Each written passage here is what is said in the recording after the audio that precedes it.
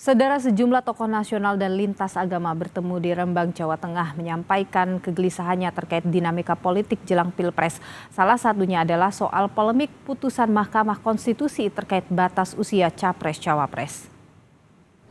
Yang menurut saya makin mencemaskan karena aturan bersama mulai dibongkar-bongkar bahkan dirusak. Terjadinya skandal saya sebut di Mahkamah Konstitusi menunjukkan itu. Mestinya ada yang menang, tapi kemenangan itu kemenangan yang kosong. Siapapun yang menang akan cacat. Dan cacat kepada mereka itu akan terbawa terus, sehingga politik tidak akan berlangsung dengan sehat. Budayawan Gunawan Muhammad resah. Menurutnya, situasi jelang Pilpres 2024 kian mencemaskan. Skandal putusan Mahkamah Konstitusi soal syarat usia Capres dan Cawapres menghilangkan kepercayaan publik. Menurut Gunawan, siapapun yang memenangi Pilpres nanti akan cacat secara legitimasi. Keprihatinan tersebut disampaikan Gunawan dan sejumlah tokoh nasional serta lintas agama saat mengunjungi Gusmus di Rembang, Jawa Tengah Minggu siang. Di antara yang datang, antara lain mantan Menteri Agama Lukman Hakim Saifuddin, Rohaniwan Romo Beni Susetio, hingga istri almarhum Cendekiawan Cak Nur sekaligus pendiri Universitas Paramadina, Omi Komaria Majid.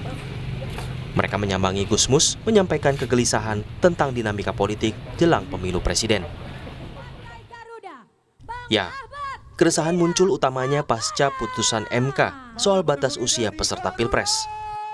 Sebab lewat palu hakim MK, putra Presiden Jokowi, Gibran Rakabuming, bisa berlaga di Pilpres mendatang. Imbas putusan MK, Ketua MK Anwar Usman yang tak lain paman Gibran mendapat sanksi etik. Karena pelanggaran etik berat, Anwar dicopot dari jabatan Ketua MK. Soal putusan Majelis Kehormatan MK, Ketua Umum PDI Perjuangan, Megawati Soekarno Putri, memberi apresiasi.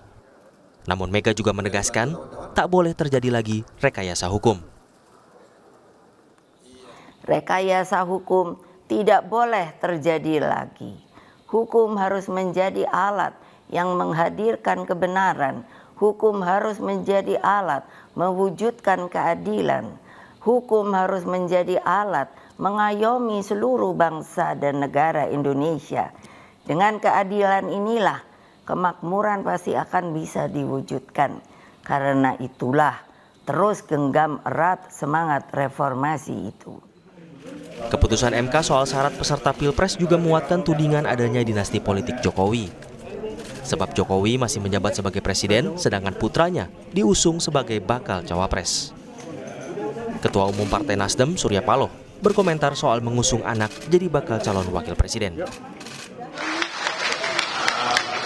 Belum menyatakan kalau bisa dia harus makan pohon dulu. Bukan hasil pertama. Nah ini saya akan. Jadi mungkin kalau anak saya berani bertanya pada saya, pasti akan katakan tunggu dulu. Kedua, menyatakan Kini putusan MK nomor 90 yang meloloskan Gibran sebagai peserta Pilpres kembali diuji materi di Mahkamah Konstitusi.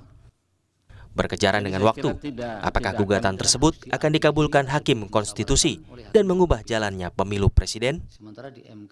Tim Liputan, Kompas TV.